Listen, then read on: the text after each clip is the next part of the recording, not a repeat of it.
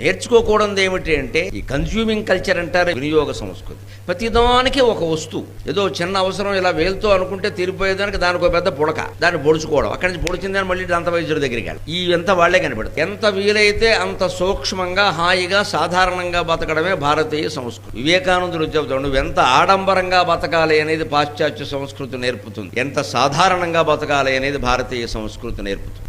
భారతీయ సంస్కృతి అంటే సాధారణమైన జీవనం, అసాధారణమైన భావన. నువ్వు వీలైనంత సాధారణంగా జీవించు. 2 పంచెలుంటే జీవితం గడిపేసేవారు పూర్వం బ్రాహ్మణులందరూ. అంత 2 పంచెలు, 3వ పంచె ఉండదు. అది ఉతుక్కునేవారు, కట్టుకునేవారు, ఎప్పుడూ మళ్ళీ అశుభ్రంగా లేదు, అంత హాయిగా గడిపేశారు. కానీ వాళ్ళని ఎవరన్నా ఇలాగా వీణ మీటినట్టుగా ఒక్కసారి ఆ బ్రాహ్మణుని ఇలా ఒకసారి కదిలించామంటే సామవేదం పలికేది. అదే సాధారణ జీవనం, అసాధారణ భావనం, simple living and high thinking.